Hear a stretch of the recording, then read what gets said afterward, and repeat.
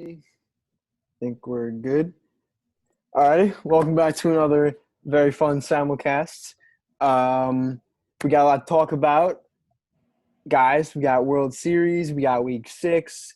Let's just start with Game 1. Dodgers Rays. Dodgers came out big. Mookie Betts stole a base, and we all get free tacos. So that's really good.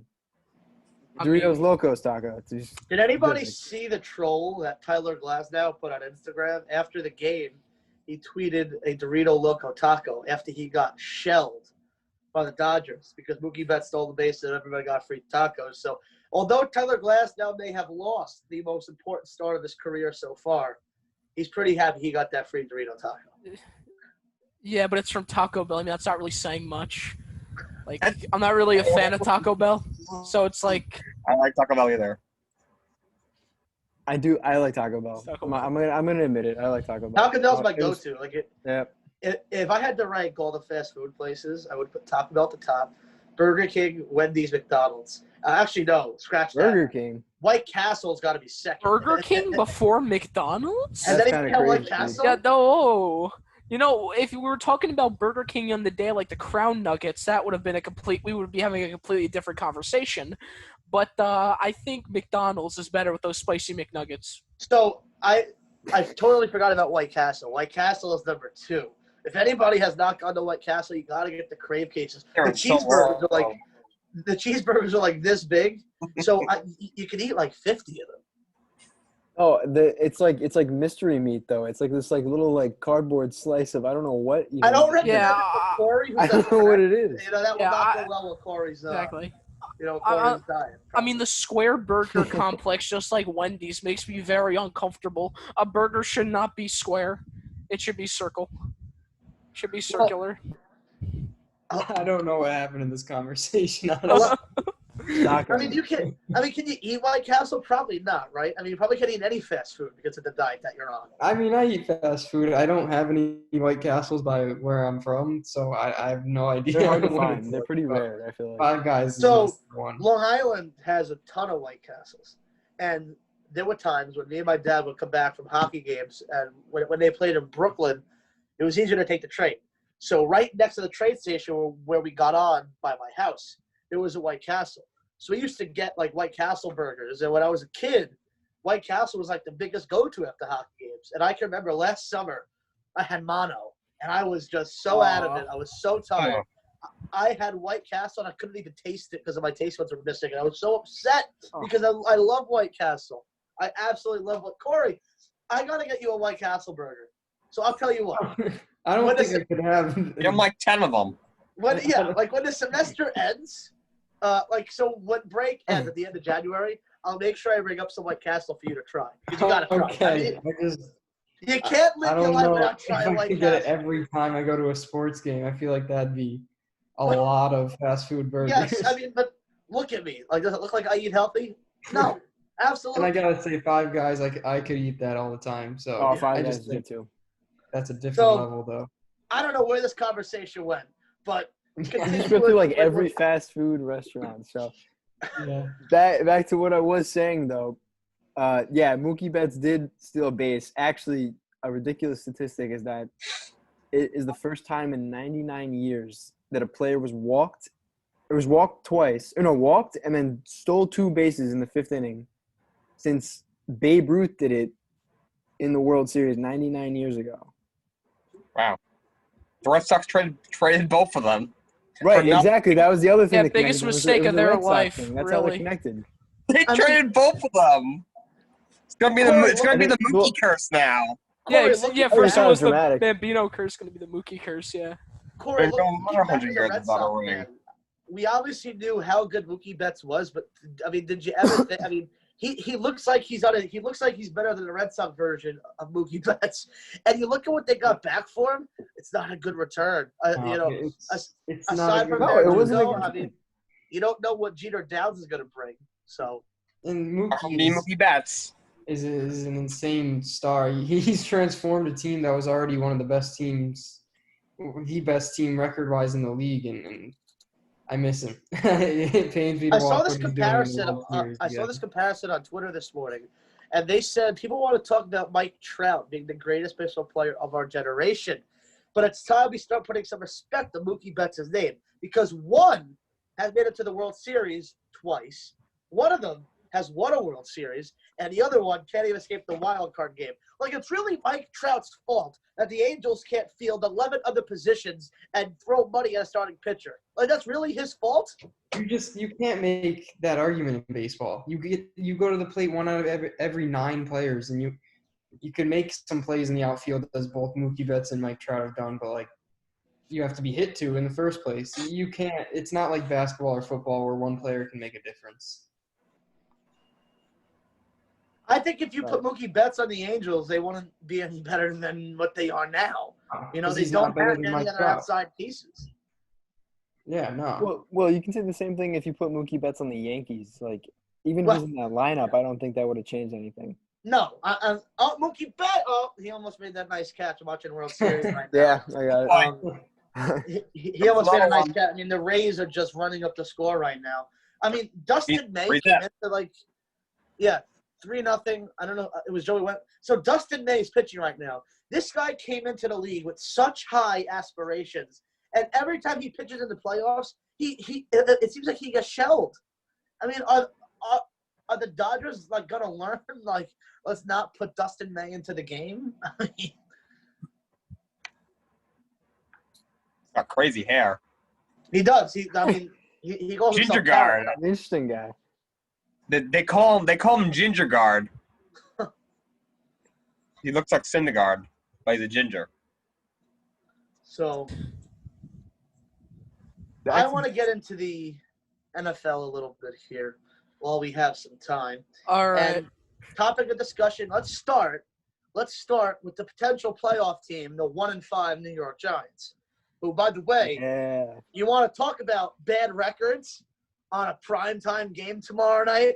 It's a game for first place. It's going to be such a good game, dude. It's going to be such a close game. It's going to be 2-5, and they're going to have first place in the NFC East. If the Jets were in the NFC East, they would have a shot at the playoffs until Week 15. Yeah. Just let that sink in for a second. Oh. Let that sink in. Okay, here's the thing. They wouldn't have a shot. Eventually, one of those teams is going to win 6 games, and the Jets are going to be 2 wins. The first place team has 2 wins. The Jets would essentially be 2 games out. Yeah, but in reality, the winner of the division is probably going to win 6 games because they'll sweep the division or almost sweep the division. I don't see the winner of the division winning. I don't see them winning more than 4, to be honest with you. I mean, the fact that the Giants split every team would have to split every series in order to not win more than 4 games. Okay, yes, but go ahead, Robbie. The Giants play Washington again, who they beat. They play the Eagles twice, a depleted, injury-bound Eagles team. They play the Bengals, who I could see us putting up a fight against. They play the Buccaneers, which I'm not going to give them the win. They play the Seahawks, which I'm not going to give them that win either. But 6 wins is not asking that much. I don't. I mean, the Giants barely won last game. I Yeah, mean, it was really just poor decision making on Washington's side. Well, Ron Rivera is such a aggressive play. He's a very aggressive play caller. I kind of figured that was going to happen. Yeah, but then when they could have tied the game, went into overtime, they could have potentially won. They literally gave the Giants a win because they made probably one of the dumbest moves I've ever seen. Go for the kick, tie the game. Why are you going for this 2-point conversion? Okay. In the case of the Giants, low-scoring game too. Yeah, it's a low score. Exactly. Thank you. The Giants are 31st in the league in offense. It doesn't matter. They have nothing to lose. Neither of those teams has a chance to win a playoff game this year. So you might as well be aggressive while you can. In overtime they could have won that game. And then they would have had 2 wins. They would have been tied with Dallas for first place. Okay, now they're just 1 game back, so what difference does it really make? Don LaGreca of the Michael Kay Show brought up a good point. When they interviewed Ron Rivera at the end of the game, he said that he wanted to show the team that he believes that they could win the game. Why not kick the extra point and show some confidence in your defense that has one of the best young defenders in the NFL in Chase Young, keeping the game tied, and then showing faith in your offense to drive down the field and score against a shaky Giants defense. Like, why? Yes, like I understand why he went for the 2-point conversion. He wanted to win the game. However, it backfired in his face. All he needed was to kick the extra point. And if they were not a bad team that the Washington football team is, if he was the coach of the Seahawks or the Patriots and he did that decision, you would hear more about it from the broadcasters on First Take, on ESPN, on NFL Network. But you're not hearing nothing of it. It's because his football team is horrible. Those teams don't do those things. Those moves are made by teams that want to make a statement, that have nothing better to lose, really. And that's why he did it. And he lost, but nobody cares because they didn't have expectations as is. The thing that Rivera is thinking is, like, go for 2. Best case scenario, you have the game by 1, and you're expecting that the Giants are going to drive like 75 yards within a couple minutes, which might happen. But I know that the Giants in the red zone is basically an interception. So that's basically what he's banking on, essentially. And I actually didn't think it was that dumb of a move. Like, seriously, I don't think it's that stupid a move. It's honestly a similar move to what Mike Zimmer did with the Vikings when they were playing to Seattle. They could have gone for it. They went for it instead of kicking the field goal because he had confidence in the run game. They really didn't – the Vikings didn't get that much shit for that call either. I mean, the Vikings are a disgrace of a team, too. I mean, the fact that Mike Zimmer still has a job – and listen, they don't have much help. I mean, the quarterback is awful. He made that comment before the season started. If I get COVID and die, then I get COVID and die. I mean, and then he goes out there and he just poops the bed week after week after week.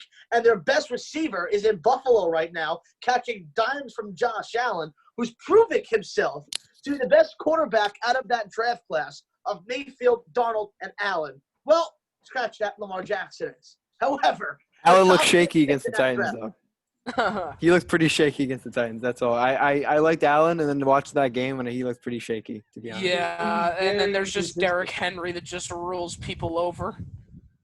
So that's Allen. He has his accuracy problems, and those really shine against good teams. But he has big playability, so a lot of the time the big playability outshines his mistakes. But when he's playing a good team and he loses, a lot of the fault falls on him.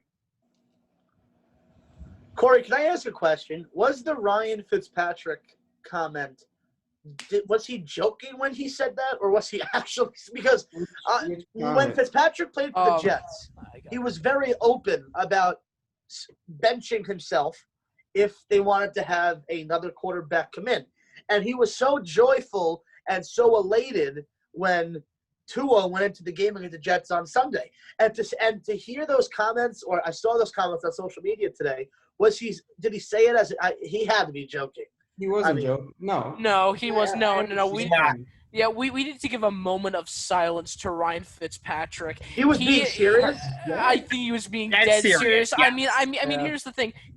You blow out the Jets, and this rookie comes in and does well for a few plays against the worst defense in the league, and he's getting the starting position. Yes, but they didn't give him the starting position because of those few plays. He's been evaluated. It just doesn't look right. It really doesn't. Yeah, I mean, on a viewer end. One game out of first place. Justin, they are a game out of first place, and they're a game out of first place. And statistically, Ryan Fitzpatrick is not that good of a starting quarterback. No. And when you're a game out of first place, you're gonna go to your highly touted draft pick that you got 5th overall. Injuries aside, he could be the steal of the draft, even ahead of Joe Burrow. He could be. You're right. Look, you're right. Yeah. Fitzpatrick can be a great game managing quarterback with some flashes for sure, but he's inconsistent and he makes a lot of mistakes. And most NFL quarterbacks, including Tua, can do the same things he can do without making the same amount of mistakes. And I truly believe Brian Flores, when he says Tua Tagovailoa, gives the Dolphins a better chance to win. So why did they not start him against the Jets to begin with? Because it's the Jets, and Ryan Fitzpatrick could have won that game easily, and he did. But I think going forward, they realize that they're in contention for a playoff spot. Not saying they won't make it, but in Tua, he's been healthy, and this is his moment. And it's sink or swim. He's playing a very, very good defense against the Rams. He goes out there, and I think it'd be awesome to see him prove everybody that's doubting the Dolphins' decision-making, doubting his health, doubting his talent wrong. And I really hope, I obviously hope for a win, but I hope he at least shows that he can definitely play right now. Did you Right, guys but see Corey, him? let's say that the Dolphins win the game on Sunday, right? Ryan Fitzpatrick had to know that this move was going to come. So that's why I'm thinking it was a joke. You said it on the podcast a couple weeks ago. By week 5, Tua might be the starting quarterback. We're entering now week 7, and he's now the starting quarterback. I mean, you had to think Ryan Fitzpatrick knew that this was going to happen at some point. But at 3-3, it's more obvious where let's make the move to the guy that potentially get us over 500 for the first time this year. There's two different perspectives you could take. You could take wow, we're actually contending, we need to put the better quarterback in, or you could take Fitzpatrick's won us 3 games, and why take him out now? And I think that's where Fitz is coming from. He's played well for 2 straight weeks. He's won 2 straight games, but he's also thrown 2 interceptions against the Jets defense, and there was a dropped interception, and that defense is not good. So that's not great. He makes mistakes. He couldn't get into the end zone against the Seahawks when we needed him most. And I think there's a lot of upside with Tua without the same downside that Fitzpatrick brings when he makes those mistakes. And for the most part, he's beaten the Jaguars and the Jets, which are not impressive wins. The 49ers had a great game there, but that's exactly what Fitzmagic will do. And, I don't know what your original point was, but I'm just kind of reiterating the same thing where I understand both sides. I do feel for Fitzpatrick as he's performed well for us. He's put his heart out on the field, and he's been very well for a rebuilding team with no expectations, but this time had to come. Maybe he wasn't expecting it after actually playing well for 2 straight games, but in the end, he knew he was just a placeholder, and the move may have come a little sooner, but it's how the NFL works. Did you guys see Tua sitting on the middle of the field after the game? The pitcher on the side. I wonder what he was thinking in his mind. He's like, damn. Well, I think they said on ESPN that he FaceTimed his parents because they cannot be there with him. Oh, okay. Yeah, and I think a lot of it was the fact that he hadn't played in a football game in 11 months. And right. It's obviously an emotional moment for anybody when they debut, but after what he went through, not knowing if he would even declare for the draft and having a lot of doubters, I think that was just a big moment, even if it was I remember on Sunday I was watching the game with Jake, and then Tua came in. We're like, oh my god! We actually started cheering for him because we ended up giving up on the Jets. 1-13 third down conversions. I gave up on them I'm done. When the game started. Yeah, I mean, if you guys went into Sunday thinking that they would win that game, I mean, I don't know what you guys were thinking going into that game. I always have a I knew they were going to lose. I thought it'd be closer. It was a 28-yard sack. How did that happen? Like, how did you let that happen? Go Flacco. He just kept running backwards like he was almost playing Madden. Like, he was just running backwards. Like, what was he doing? I love that because they were in field goal range before that. And that he took him out. He took him Adam down. Gase does not show any emotion. He's the worst coach of all time. Rex Ryan would show emotion if the team was doing bad. I know. Instead, he's arguing with Greg Williams on the sideline. Like, yeah, but what was even funnier was the general manager when they showed him. He was giving up on his team.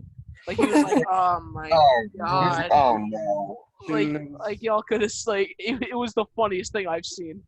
He's only there because of Gase. Yeah, that's true. And Gase can fire him. He has a higher position than Gase. He could fire him. Yeah, but he was brought in. Give him a 6-year contract. And think about that. He was brought in by the guy who's ruining the team. Well, in all seriousness, Adam Gase will not be here next year. Whether he gets fired mid-year or whether he gets fired at the end of the year, regardless if you brought him in or not, the smart thing to do would say, you know what?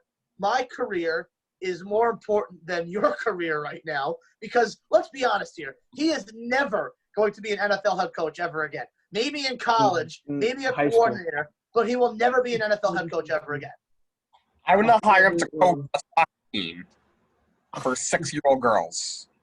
Was it He's I'm was it sorry. Deion Sanders that said he wouldn't have him He coach cannot coach son's in high school? the professional in any sport. If he was coaching a 6-year-old soccer team, like the other team would score a bunch of goals, and then he would tell his like goalkeeper, like, "What are you doing? Like, what are you doing? Like, shut up and play." Like he would give the shut up and play to his goalkeeper. That's what he would do. Yeah, probably. So bad. Do you guys buy into any of the talk that Trevor Lawrence wants to stay in Clemson if the Jets get the first overall pick? Because I got to be honest with you, if he says he's staying in Clemson, there's a pretty good chance they're going to be at number 1 again next year, or very close to number 1. Yeah, I think And the at the end Jags are not no better. So the Jaguars and the Jets are going to be at the top of the draft either this year or next year, or maybe even both. Yeah, So do you guys buy into that? I mean, either way, you're right. It's inevitable for Trevor Lawrence. He could, he either goes in now, accepts that he's going to be a Jet, or he goes next year and then accepts once again that he's going to be a Jet, or he just doesn't go into the draft. He Even go to the NFL. But just doesn't go to the it is NFL. common sense, though. You're the first overall selection. You're going to a bad team. The Browns took Baker Mayfield. They were a very bad team. People said the same thing about Joe Burrow not wanting to go play for Cincinnati, and I'll tell you this much. Cincinnati was better last year than the Jets are right now, but at the same time, we know that Adam Gase won't be here by the end of the season. We're pretty confident, and Adam Gase is what's holding the Jets back. So they get rid of Adam Gase, and Trevor Lawrence has no problem going to the Jets, I think. Corey, do you think that the Jets need to hire their head coach before they draft Trevor Lawrence? I mean, is the coach a big decision maker, Corey, in Trevor Lawrence entering the draft? I don't think so. I really don't think prospects look at teams that much. I really don't think so, because no matter what, he's going to a bad team. You can't manipulate the draft like Eli Manning did. Peyton Manning. Eli Manning didn't want to play for the Chargers. That's right. Yeah. But then, Yeah. Even Peyton. So here's where things get fishy here for the Jets, right? So Peyton Manning told the Jets to hire Adam Gase for his time in Denver. Why? This is coming from the same guy that when the Jets went 1-15 under Rich Kotite, decided to stay an extra year in college and then went to the Indianapolis Colts. So for the Jets ownership to listen to a quarterback that blatantly told the Jets, hey, listen, you guys suck. I'm not coming to you guys. And then he's going to tell them who to hire? So I don't care if you like Peyton Manning or not. Peyton Manning has virtually destroyed the New York Jets, not wanting to be the quarterback for them and then telling the owner to hire the worst head coach. I don't care what you say. They were 1-15 under Rich Kotite. That team was a lot better than what this team is right now. A lot better. Yeah. That team would crush this team. 40-0. Yeah, no contest. Also, going back to the Trevor Lawrence thing, think about it. If you're Trevor Lawrence, and you want to make a statement, not only is he going to be the Jets franchise quarterback, he would be their franchise savior. I mean, this franchise has not won a Super Bowl in over 50 years. My dad turned 51 on Tuesday. He has never seen the Jets even go to the Super Bowl. I mean, the Jets have not had even a serviceable quarterback since Joe Namath, who retired in the 70s. He's still got a few years left. Yeah, but seriously, Trevor Lawrence, he could be literally the savior of the New York Jets franchise.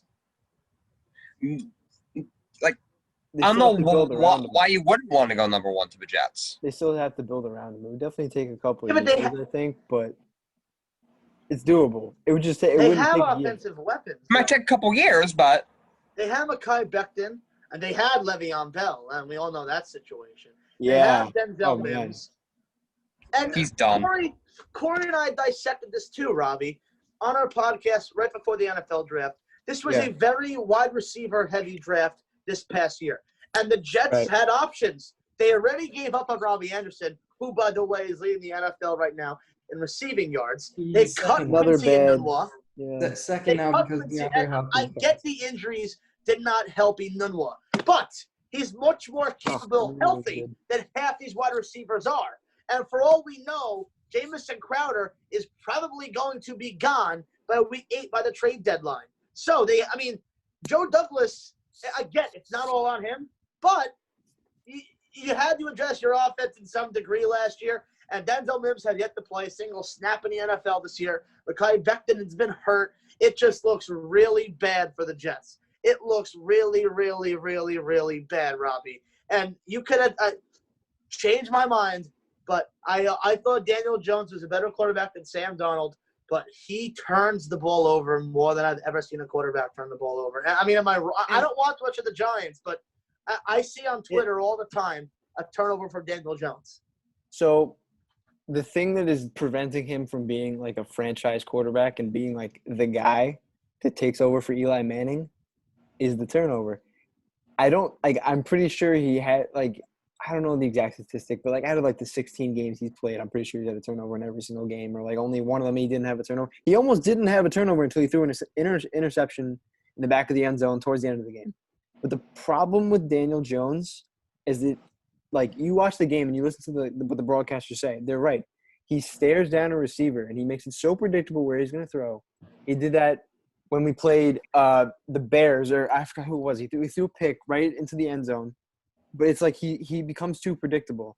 He needs to talk to Jason Garrett and say, listen, I need to find a way to get my receivers open so I don't have to worry about throwing into double coverage, because he's a great runner. He can get out of the pocket. He's getting better at avoiding sacks, but sometimes he's standing in the pocket and he's holding the football like a loaf of bread, and he gets sacked. And how do you expect the ball not to fall out? That's his problem. I mean, it's kind of like a rookie mistake that I'm not sure why he hasn't fixed yet, but it's a glaring problem. It's honestly kind of a game changer, to be honest. I mean, we saw it in Dallas.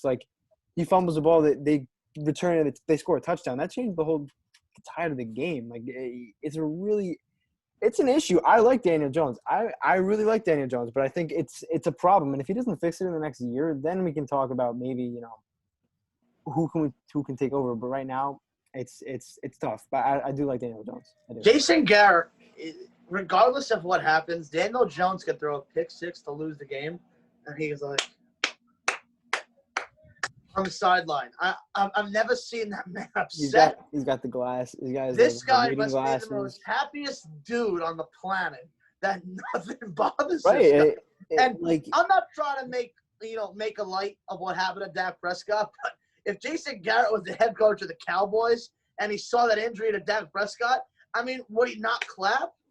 I mean, good job, Dak. Nice. At least you're getting prayers paid. up to Dak Prescott. That was a brutal injury. It's not a cramp. It's not a cramp. Yeah. As Tony Romo said, you gotta hope it's just a cramp. Yeah, Tony Romo said you gotta hope that's just a cramp. And it's like his calf is facing the other way. His leg was sprayed out of the field. Exactly. Yeah, let's put some ice on. He'll be back next week. Uh-huh. Exactly. He just needs a little ice on. He just needs to pop it back into place. He'll be fine. Corey, I was going to send this to you on Instagram. Somebody said that Mike McCarthy, it was a broadcaster, Colin Coward maybe. He said that Mike McCarthy has never been a good head coach, and you're seeing it in Dallas. He was carried by Aaron Rodgers in Green Bay. I mean, do you have any opinion on that, Corey? Because I'll be honest with you, I wanted the Jets to get Mike McCarthy before they hired Adam Gase. But what he's doing right now with a very talented offense and Ezekiel Elliott, Amari Cooper, they just cannot win games right now. And Corey, is it all on Mike McCarthy right now? I get Prescott's hurt, but you got weapons there that you could utilize in a big way. Well, the offense was great with Dak. I mean, they were high volume passing. Dak's still leading the league in passing yards while not playing last week and half of the game before that. So I don't know if the offense stalling is on him. Andy Dalton obviously looked very bad, but I do think he isn't a great head coach. I think he's a mediocre, average head coach. He benefited from having a great quarterback in Green Bay, and he still is yet to have success since their Super Bowl win, real success. And I think we're seeing that now. So would you say that about Matt LaFleur right now for Green Bay? Is it the Aaron Rodgers effect? Is it the Aaron Jones effect right now happening in Green Bay? Or is just Matt LaFleur a good head coach? Because I can tell you one thing right now. Cliff Kingsbury is looking like the NFL Coach of the Year, in my opinion. And I get he has DeAndre Hopkins, but that offense is very good in Arizona. But, Corey, is it the Matt LaFleur effect in Green Bay, or is it, again, Aaron Rodgers, Devontae Adams, Aaron Jones?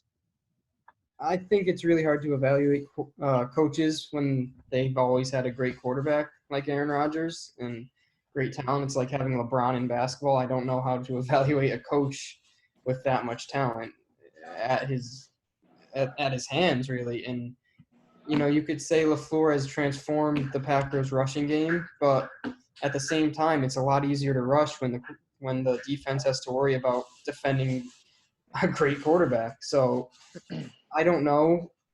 I think you really see how good a coach is when they have Ryan Fitzpatrick at quarterback, or they have what's another example? One of the, like, Ryan Tannehill, Kirk Cousins, those guys. You flop or you succeed with those types of quarterbacks. And so then Todd Bowles in 2015 went 10-6 with Ryan Fitzpatrick at quarterback. However, he had Eric Decker and Brandon Marshall. So. Yeah, I mean, sometimes there's also such thing as fluke seasons where teams, I don't know if Matt Nagy is a good coach. He looks like he's back to being a good coach this year, but, he's very inconsistent. Adam Gase made the playoffs with the Dolphins. He's not a good coach. So it's really hard. You need long-term consistency with different players, and you need to establish a system that works in the NFL in order to prove yourself as a good head coach. And I'd put, and this is really contradictory to what I just said, because Bill Belichick's obviously had Tom Brady. Mike Tomlin's had Ben Roethlisberger, but those are good coaches. Pete Carroll has had Russell Wilson. But I consider those guys to be proven head coaches because they've never had an offseason. Even though they've had the same quarterbacks, they've never failed with those quarterbacks, and even the best quarterbacks fail sometimes. You see it with Aaron Rodgers, for example. If you look at every coach that's in the Hall of Fame, Bill Walsh, he had Joe Montana. Tom Landry had Roger Staubach.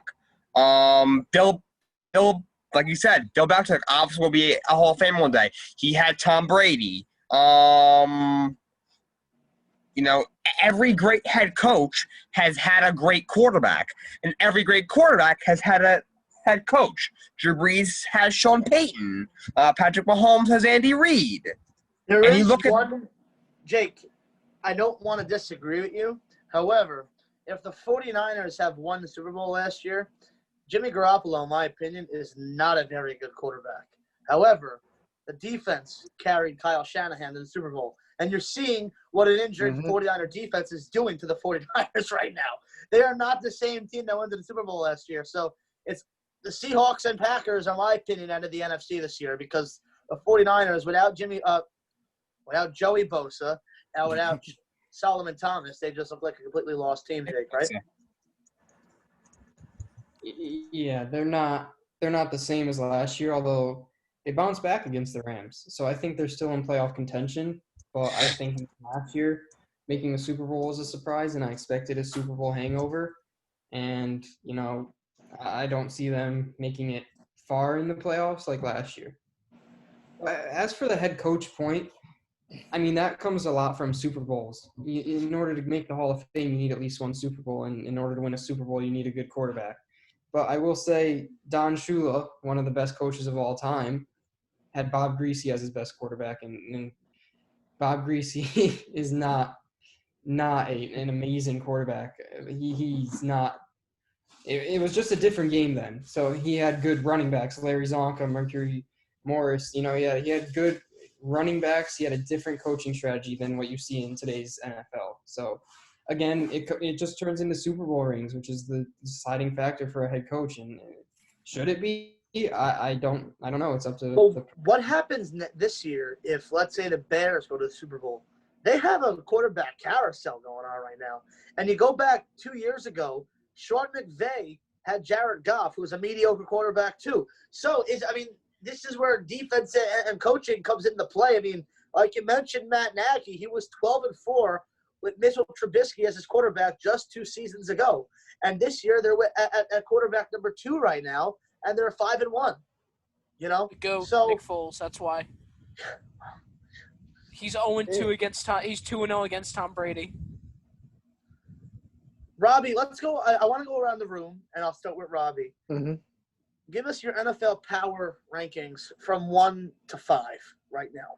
Okay, so I'm actually probably gonna. I last week I would have put the Packers in here, but the Packers are gonna go to like top 10 now. They Number 1, it's tough. It's been a lot of weird games. You know, the Seahawks are up there. The Seahawks look really good this year. The Titans are really good this year. Even though the Texans gave them a run for their money, they still pulled through, with Derrick Henry. But I still think that the Titans are a really good team. I think the Chiefs are still nearly as good as they were last year.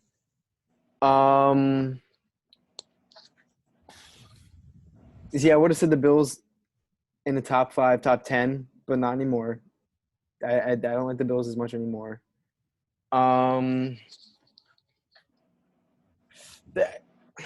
No, I don't want to say the Bears. The Bears are not a top 5 team. If I can interject, I guess I think there's a clear top 5 teams. I just think the order is different. I think it's got to be the 3 undefeated teams and the Chiefs and the Ravens. Yeah. I think the order Steelers is completely different no matter what, but I think that's got to be the top 5. If you guys don't mind me sharing my screen, I actually built a quick power rankings thing for you for us to kind of take a look at. Justin, I have to give you, hold on. I'm going to give you permission to share your screen. Oh, yeah, that's right. I just saw that when I clicked on share screen. And the next, I'll get my top 5. All right. I don't know how to do that to give you your screen. I'm going to make you the host, Justin. All right. So you can share the screen right now.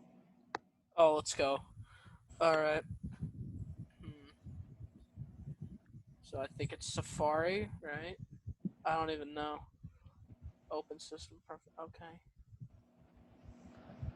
So while Justin's doing that, my power ranking, well, give me the Bengals at number 1.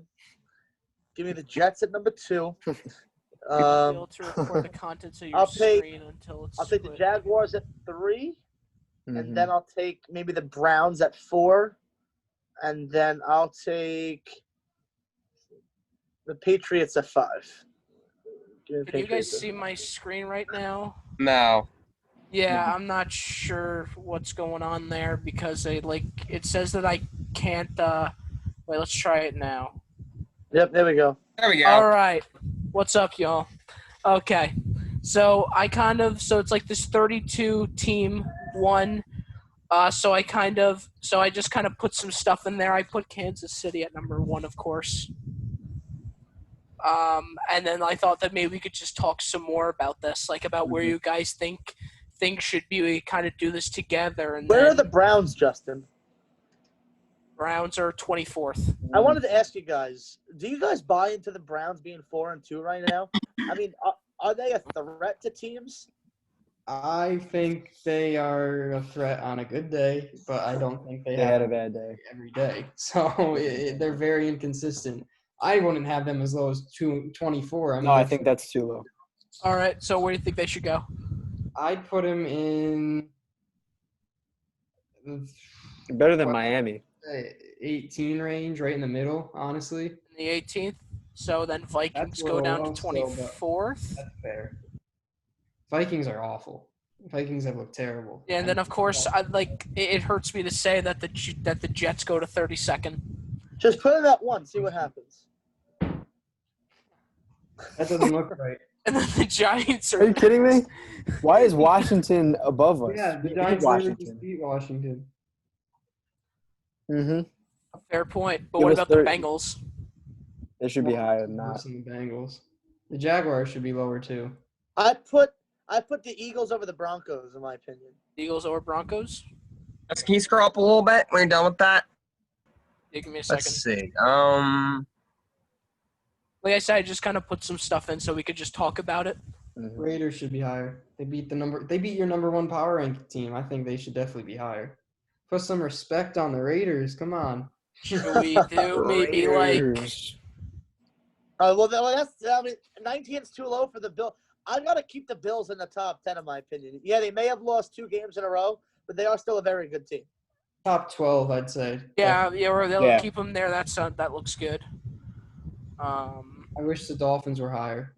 But that's obviously me being me, but I think they deserve, All right. What do you guys think about the Pats? They got to be lower than 16th. I mean, they're 2 and 3. So maybe like Yeah, they there, look good there. They look like good the there. Raiders, kind of like in like the middle, Yeah. and then Yeah. I'd put them ahead of the Lions for sure, but Yeah, get I the would put the Lions guy Justin. down. I would put the Colts over the Texans. Yeah. Colts over. definitely. Yeah, I mean, definitely. the Texans Oh, are yeah. definitely. high, Definitely. Colts are 4-2. Definitely Colts over the Justin, Texans. how do you do this? I just looked up NFL power rankings maker, and it came up to this, and then I just Oh, kind of wow. put stuff in and just built one real quick. Like I said, I thought that maybe on the next podcast we kind of refer to this, rebuild it sort of, Yeah, I like kind that. of make our more thoughts. Yeah, That's a good cool. idea. That's cool. Yeah. All right. So then next up we have Lions, Panthers, Cardinals. That's an interesting group of teams just because they're just like mediocre. Personally, I don't think the Lions deserve a spot in the top 15. I agree. Or- Not yet. No, they're not. They're not a good Colts team. I'd still Colts put and the Raiders. Yeah, I agree. Colts over the Raiders. Raiders should be like top 12, top 10, I think. Raiders I should be like the Raiders. top I 12. really Okay. like the Raiders. So then, do you think the Bears should go down to the 16th? No. I would put them at 13. Okay, yeah, Put that Bears where the 13 sounds Panthers good. are. Bears where Carolina is, maybe. I don't know. Yeah, Yeah, that that's looks good. about right. Yeah, the So, Panthers look kind of like the gatekeepers. Wait, what? You what's have- top 5 since that's the question we asked. Oh yeah, top 5. Okay, here we go. San Francisco's high. Holy cow. But I like the top The 5. Ravens over the Steelers. Why is Green Bay not even in the top 5? They just lost. Because they got Lions. absolutely Got creamed by embarrassed. Tampa Bay. That's the only reason why Tampa Bay is above. Yeah, but I Well, mean, San Green Bay's Francisco still a great team. Green Bay, in my opinion, is one of the 2 NFC threats right now. So, I don't know. So like, Yeah, San Francisco. Yeah. Right, all right, that makes sense. That makes sense. Also, just I saw you have the Ravens ahead of the Steelers. like I said, I just kind of put that there just for discussion, open for discussion about where to put it. I would have Pittsburgh ahead of Baltimore. I don't like I don't like the way the Ravens are playing. Lamar Jackson, he needs more weapons. His deep passing I have not liked this year. The defense is great, but I just think Lamar Jackson. I mean, that team obviously is an insane running team. You know what Lamar Jackson can do with his legs. You know, they got like 3 or 4 different running backs that are good, but he's going to need to be able to throw the ball downfield if they're going to want to win a Super Bowl. And also, the Steelers are so good right now. Big Ben's playing well. The running game, they got good receivers. That defense is absolutely insane. And, offensive line. So I would have them ahead of the Ravens. Okay, then what do you guys think about putting the Steelers and maybe in the top 2? I Or wouldn't top go that 3. far. No. Yeah, I wouldn't No. mind that. All right, like maybe like over the Titans. Yeah, Yes. That's what I would- yeah. That's my top 5. Close. Chiefs, Close. Seahawks, Close. Steelers, Titans, Ravens. That would be I'd my put the top 5. Seahawks. I wouldn't put the Chiefs 1 just because they have a loss, so they've shown. Yeah, but you're also doing it as well because we got to talk about like kind of Super Bowl champions as well, kind of Yeah, but still think- sticking to it. They could just got Le'Veon Bell, so I think they're gonna Yeah. have. Also, I understand that. gotta remember, obviously we know this team has probably the best passing offense in the league. Mahomes, best quarterback. They got one of the best receivers, one of the best tight ends. They got other guys. And now, all of a sudden, they have one of the best run games in the league.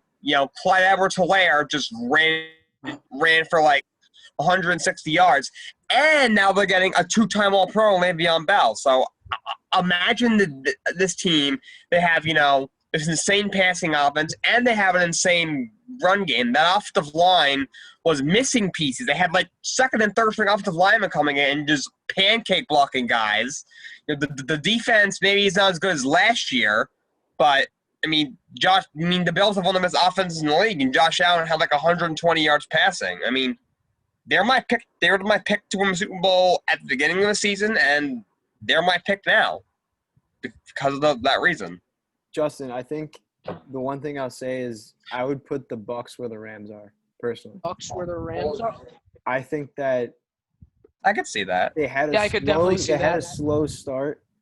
Yeah, but I really think that picking up- Brady's figuring it out. Yeah, Brady's that coming back. hurts for He's me getting- to say. Also, they getting back had to some the- injuries too. Well, Right, exactly. And he found Gronk. Gronk is back, and I think they look good. They looked really good against Green Yeah. Bay. yeah, I think this looks pretty good. You rewatching it? You still going? Still going? Oh, still going. Well, we are running out of time. So, Justin, you could go ahead and unshare your screen. Keep that on file because I don't think the Jets are ever going to be out of the 32 spot, the power rankings, but that's open discussion for another day. Other than that, I thought this was a really good show today. Jake, this was your first one. This is our second one. Then we'll be if I could talk, that'd be great. So Corey and I have our annual podcast tomorrow, and then we'll be back with what's that, Corey? Once a year. You said God. annual. Yeah, That's once I a year. can't talk. One time a year. It's okay. It's okay. Today is just one of those days. I woke up probably the earliest I've ever woken up ever, and that's 6:30. And I'm not really like a late sleeper. I would say over the summertime, well, I worked over the summer, so I woke up at maybe 5:30 every day. But if I don't have to work, if I don't have to go to class, the latest I can wake up is maybe 7:45. So I'm up and early, and 6:30 was early, so I'm kind of getting tired right now. Yeah. So that's why I did that. But It's tomorrow, okay. Corey and I have our weekly podcast, so tune in to listen to that, guys. Other than that, I have nothing else to say. So, big game tomorrow night. Make sure Robbie's happy. Keep an eye on the Giants score. I gotta say this first. Oh, Fox is not paying the people enough who are trying to hype Giants and Eagles.